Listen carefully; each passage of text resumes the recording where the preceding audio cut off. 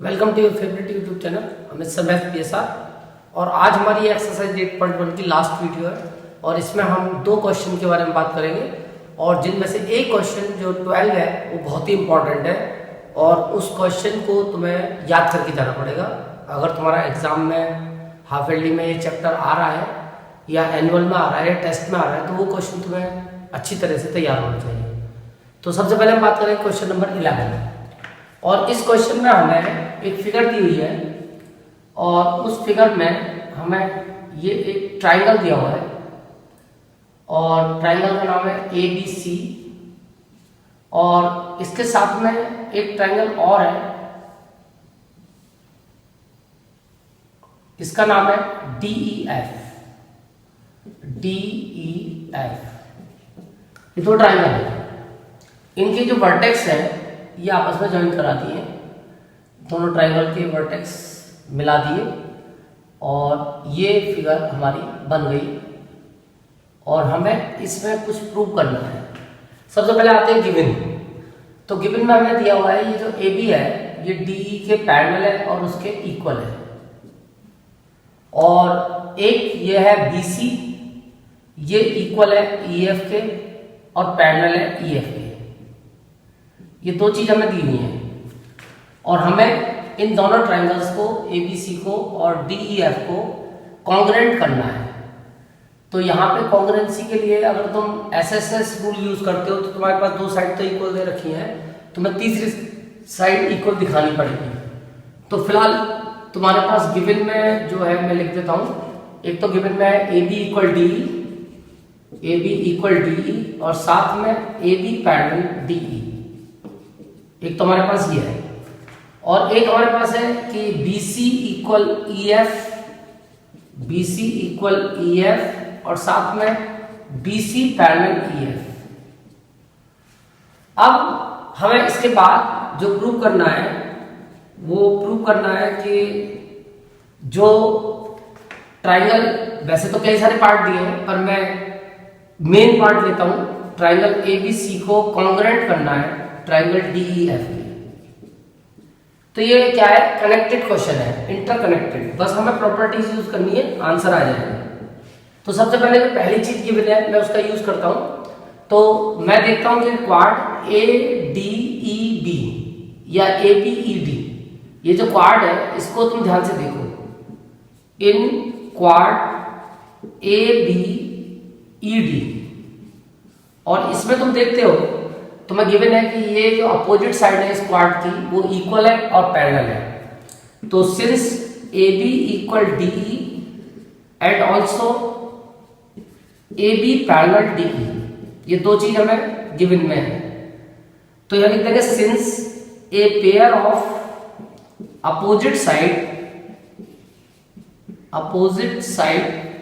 Is equal and parallel. ये जो pair है अपोजिट साइड का ये इक्वल भी है साथ में पैरेलल भी है। तो इस कहानी से हमें शिक्षा मिलेगी कि ABED इज ए पैरेललोग्राम। जिस क्वाड की एक पेयर अपोजिट साइड की इक्वल और पैरेलल होती है वो क्वाड एक पैरेललोग्राम होता है और इसके पैरेललोग्राम होने से अब हमें ये फायदा मिलेगा कि ये जो इसका दूसरा पेयर था अपोजिट साइड का जो BE और AD थी ये भी आपस में इक्वल और पैरेलल हो जाएगी। तो फिलहाल तुम ले लो, इससे शिक्षा मिलेगी कि AD इक्वल टू BE और ये रीजन है opposite side of parallelogram. Opposite sides of parallelogram are equal and parallel. इसे डाल दो इक्वेशन 1, आगे इसका यूज करेंगे।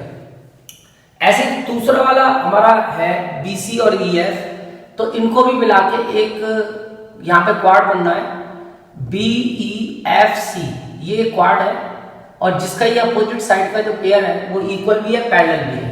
तो अब की बार हम इसमें बात करेंगे इन क्वाड का नाम है BEFC, इन क्वाड BEFC। इसमें अगर हम देखते हैं तो हम देखते हैं कि BC equal to EF and also BC parallel to EF। तो फिर यहाँ पे वही प्रॉपर्टी यूज होगी जो यहाँ हुई है, since a pair of opposite side opposite side is equal and parallel. तो इससे भी हमें शिक्षा मिलेगी कि BC BEFC is a parallelogram. और जब हम इसको पैरेललोग्राम बोल रहे हैं BEFC को, तो इसकी ये वाली जो रिमेनिंग पेयर है अपोजिट साइड का, यानी कि BE और CF, ये भी आपस में इक्वल और पैरेलल हो जाएगा।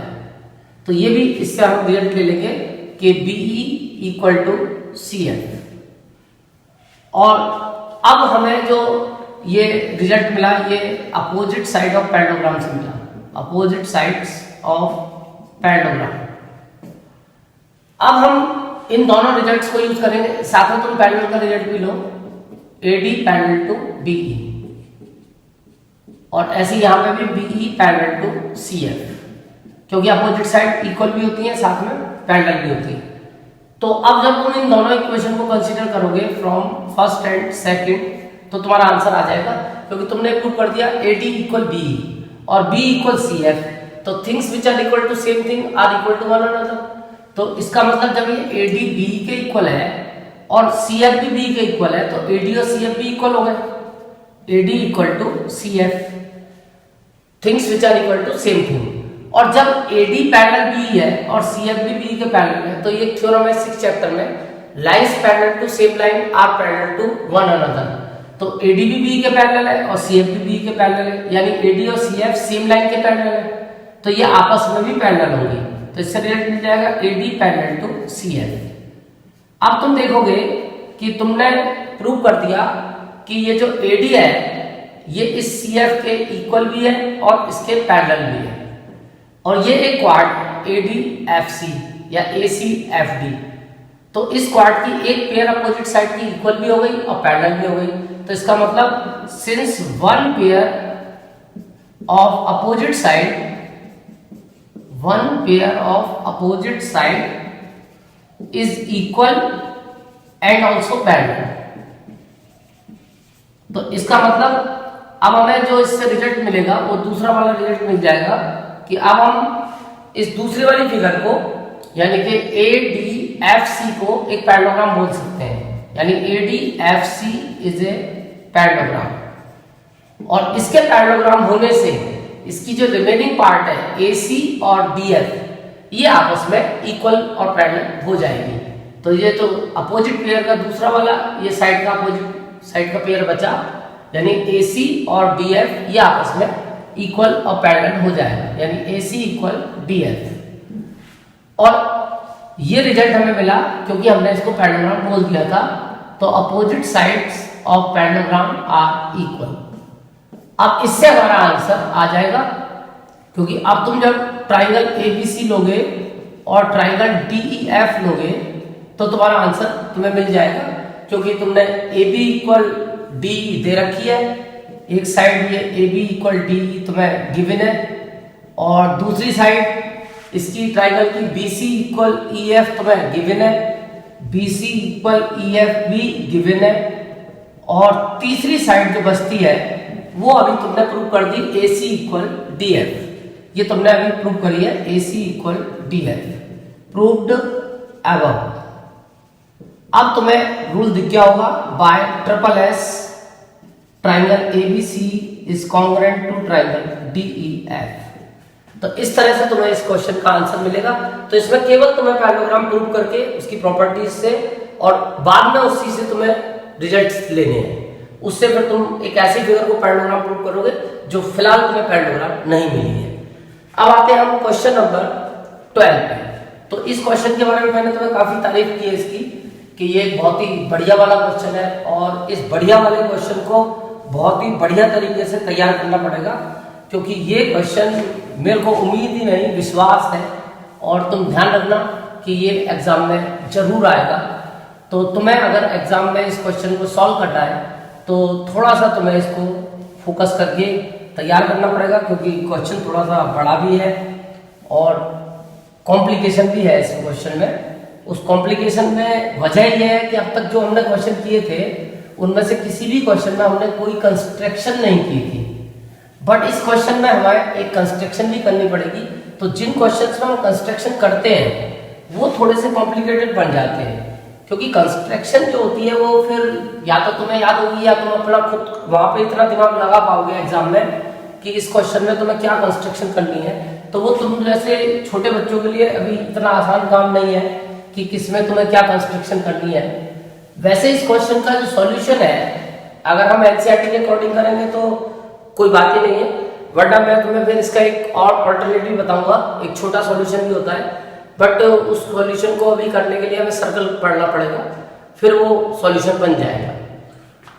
तो अब आते हैं हम क्वेश्चन नंबर 12 पे, मोस्ट इंपॉर्टेंट क्वेश्चन इस चैप्टर का। और इस क्वेश्चन में हमें एक ट्रेपीजियम दिया है। क्वेश्चन मेरे को लगभग याद है, एक ट्रेपीजियम दिया है ABCD। ABCD एक ट्रेपीजियम है और हमें ट्रेपीजियम में तो एक पेयर तो अपोजिट साइड का पैरेलल हो ही गया, लेकिन इसमें नॉन पैरेलल साइड है ये भी इक्वल दी है, यानी कि ये एक आइसोसेलेस ट्रेपीजियम है। आइसोसेलेस ट्रेपीजियम की नॉन पैरेलल साइड्स इक्वल होती हैं। तो गिवन में हमारे पास दो आइटम हो गए, एक तो हो गया AB पैरेलल टू DC और एक हो गया कि AD इक्वल टू BC। इसको डाल दो फर्स्ट, आगे यूज करेंगे इसका। और हमें मैं आता हूं मेन पार्ट में क्या दिखाना है, तो हमें ये जो डायगोनल्स हैं AC और BD इक्वल दिखाने हैं। अब ये काम करने के लिए तुम्हें बहुत सारे काम करने पड़ेंगे, क्योंकि ट्रायंगल्स को कॉन्ग्रुएंट प्रूव करना पड़ेगा और उसके लिए सबसे पहले तुम्हें ये एंगल्स इक्वल दिखाने पड़ेंगे। अब ये एंगल कैसे इक्वल दिखेंगे, तो मैं इसको मार्क कर दूं या चलो नाम ही लिख देंगे पूरा। तो उसके लिए अब तुम्हें कंस्ट्रक्शन करनी पड़ेगी। कंस्ट्रक्शन है कि प्रोड्यूस AB को आगे प्रोड्यूस करा, कितना करा तो उसके लिए थोड़ा वेट करो, and draw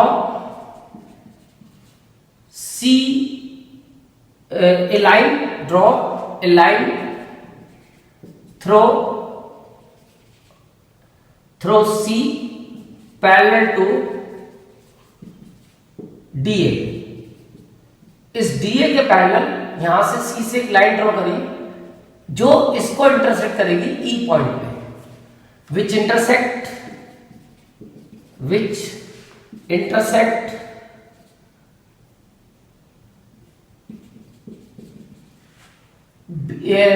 BA produced at E, which intersect AB को जब हमने प्रोड्यूस कर दिया at E, तो इसको ये प्रोड्यूस्ड AB को जो हमने AB आगे प्रोड्यूस किया उसको ये इंटरसेक्ट करती है E पॉइंट पे। अब इसके बाद तुम इसको प्रूव कर सकते हो, लेकिन प्रूव करने के लिए अभी तुम्हें थोड़ा सा इसमें कुछ ये पहले एंगल A और B इक्वल दिखाने हैं। तो एंगल A और B को इक्वल दिखाने के लिए तुम्हें सबसे पहले एक कनेक्शन बनाना पड़ेगा, और वो कनेक्शन ये है कि तुम्हें ये पता है कि ये CE और DA आपस में पैरेलल है, since AD parallel to EC, ये है बाय कंस्ट्रक्शन। और साथ में ये AE पैरेलल टू DC भी है, पार्ट्स ऑफ पैरेलल है, AE पैरेलल टू DC, ये है पार्ट्स ऑफ पैरेलल लाइंस, क्योंकि पैरेलल लाइन को हम प्रोड्यूस करेंगे तो भी वो पैरेलल ही रहती है। अब इससे हमें शिक्षा मिलेगी जब हमने ये प्रूव कर दिया कि अपोजिट साइड ये भी पैरेलल है और ये वाली अपोजिट साइड भी इसके पैरेलल है, तो ये एक पैरेललोग्राम बन गया। It means AECD is a parallelogram. और इसके पैरेललोग्राम होने से हमें कई फायदे हुए। एक तो फायदा हुआ AD इक्वल C, पहला फायदा तो ये हुआ opposite side of parallelogram, opposite sides of parallelogram. इसको डालो सेकंड, और पहले तुम इस फर्स्ट और सेकंड का यूज कर लो, फ्रॉम फर्स्ट एंड सेकंड।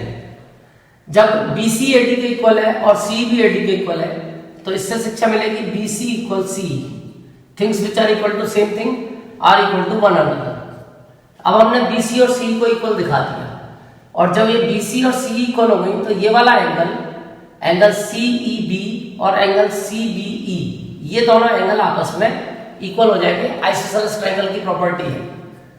तो BC के अपोजिट तो बैठेगा एंगल CEB या एंगल EB बोल सकते हैं इसे। चलो मैं पूरा लिख देता हूं, CEB इक्वल हो गया एंगल CBE। और ये प्रॉपर्टी है चैप्टर 6 की, angles opposite to equal sides, angle opposite to equal sides. इसे डाल दो, कुछ थर्ड मार्क कर दो इसे, क्योंकि आगे इसकी जरूरत पड़ने वाली है। अब इससे तुम्हें शिक्षा तो मिल गई। वैसे तुम चाहो तो यहाँ पे इस CEB को CEA भी बोल सकते हो, ये पूरा एंगल भी एक ही बात है। CEA भी बोल सकते हो, same angle CEA equal to angle CBE, same angle, ये बनी थर्ड। अब इधर आएगा, अब तुम्हें पता है क्योंकि ये लाइन इसके पैरेलल है और ये ट्रांसवर्सल है, तो इन दोनों एंगल्स का सम 180 हो जाएगा। यानी कि सिंस एंगल ए, मैं से एंगल ए लिख देता हूं क्योंकि ए ही एंगल एग्जाम उसमें दे रखा है। एंगल ए प्लस एंगल, ये इसका पूरा नाम लिख देता हूं CEA, एंगल CEA, ये दोनों मिला के 180 के होंगे को इंटीरियर एंगल, को इंटीरियर एंगल्स। इसे डाल दो फोर्थ। अब तुम्हें ये पता है कि ये एक स्ट्रेट लाइन है और ये एक रे है, तो इन दोनों एंगल्स का सम भी 180 होगा। यानी angle ABC plus angle CBE, also angle ABC plus angle EBC या CBE, कोई एक ही बात है, CBE इज इक्वल टू 180। ये है लीनियर पेयर एक्सियम, ये बनी फिफ्थ। अब इन दोनों का यूज कर लो फ्रॉम फोर्थ एंड फिफ्थ। तो जब तुम फोर्थ और फिफ्थ को यूज करोगे तो things which are equal to same things है, ये दोनों चीजें इक्वल हो जाएंगी। यानी A plus CEA equal ABC plus CBE। अब तुमने ऊपर जो प्रूव किया है उसका यूज कर लो फ्रॉम थर्ड। ये थर्ड में तुमने प्रूव करा है कि ये जो CEA है और CBE है ये आपस में इक्वल है, तो इक्वल चीज बोथ साइड से कट जाएगी, तो angle A equal angle ABC। ये तुम्हारा फर्स्ट पार्ट आ गया कि ये एंगल A और एंगल ABC यानी एंगल B आपस में इक्वल हो गए। अब तुमसे एंगल D और C भी इक्वल दिखवा रहा है, तो इसको तुम पैरेलल लाइन की प्रॉपर्टी से कर सकते हो, क्योंकि ये वाली लाइन इसके पैरेलल है और ये ट्रांसवर्सल है, तो इस एंगल का और इसका सम 180 हो जाएगा।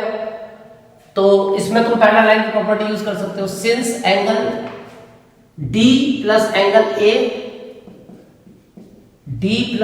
इज इक्वल टू 180, ये को इंटीरियर एंगल है, को इंटीरियर एंगल्स, ये बनी सेवंथ। 6 तो बन चुकी थी, 5 बनी थी, तो इसको डाल दो 6। और साथ में क्योंकि ये लाइन इसके पैरेलल है और ये एक ट्रांसवर्सल है, तो इस एंगल का और इसका सम भी 180 होगा। यानी एंगल DCB और ABC, angle DCB plus angle ABC, DCB और ABC, इनका सम भी 180 होगा। यही को इंटीरियर एंगल की प्रॉपर्टी लग जाएगी। तो फ्रॉम 6 एंड 7 जब इन दोनों को यूज करोगे तो ये दोनों आपस में इक्वल हो जाएंगे। Things which are equal to same things है, तो ये angle D plus A equal angle DCB plus angle ABC। और अभी तुम यहाँ पीछे प्रूव कर चुके हो फर्स्ट पार्ट में कि एंगल A और एंगल B आपस में इक्वल है, तो A से B कट जाएगा और ये तुम्हें दूसरा रिजल्ट मिल जाएगा कि एंगल D और DCB आपस में इक्वल है, यानी एंगल D और एंगल C। अब इसके बाद तुम्हारा आता है मेन पार्ट, AC और BD इक्वल है, तो उसके लिए तुम जब A से C को मिलाओगे और D से B को मिलाओगे, तो अब तुम्हें ये ट्रायंगल ADB और ये ट्रायंगल ACB ये आपस में कॉन्ग्रुएंट करने पड़ेंगे, और ये कॉन्ग्रुएंट हो जाएंगे, अब कोई दिक्कत नहीं आएगी। ट्रायंगल ADB और ट्रायंगल ए बी सी, इन दोनों ट्राइंगल्स को तुम्हें कॉन्ग्रुएंट करना है। तो सबसे पहले तो AD इक्वल BC, ये तुम्हें गिवन है, AD इक्वल BC ये तुम्हें गिवन है, और ये बीच का एंगल इसका A और इसके बीच का एंगल ये वाला B, ये तुम प्रूव कर चुके हो क्योंकि इस ट्राइंगल में ये A आ रहा है और इस ट्राइंगल में ये पूरा B एंगल आ रहा है ABC, ये आपस में तुम इक्वल दिखा चुके हो, angle A equal angle B, ये आगे तुमने प्रूव्ड कर दिया है, प्रूव्ड एबव। अब तीसरा पार्ट तुम पे ये बचा, ये AB इस ट्राइंगल में भी आ रही है और AB इस ट्राइंगल में भी आ रही है, दोनों ट्राइंगल में कॉमन है, AB इसमें भी है और इस वाले ट्राइंगल ABC में भी AB आ रही है। तो AB इक्वल, लेकिन AB इक्वल AB नहीं लिखेंगे क्योंकि A वर्टेक्स वाला एंगल B के इक्वल है, तो इसको AB बोलोगे तो इसको BA बोलना पड़ेगा। तो AB इक्वल BA, ये रिजल्ट मिल जाएगा तुम्हें कॉमन। तो रूल बन गया तुम्हारा SAS और इससे ट्राइंगल ADB कॉन्ग्रुएंट हो गया ट्राइंगल ABC, और इससे तुम्हें फायदा मिल जाएगा कि BD इक्वल AC। ट्राइंगल का नाम मैंने जो लिखा है पहले वाले का ADB और इसका नाम BCA लिखना पड़ेगा, BCA। तो अब तुम देखोगे DB इक्वल CA, ये मिल जाएगा बाय CPCT। तो corresponding parts of congruent triangles are equal. तो तुम्हें इसमें इतनी सारी जो कैलकुलेशंस है वो रटनी पड़ेगी, प्रैक्टिस करनी पड़ेगी, तब जाके ये क्वेश्चन सॉल्व होगा। तो अब ये तुम्हारी 8.1 कंप्लीट, और अब नेक्स्ट नया टॉपिक शुरू होगा mid point theorem, next video. Thank you.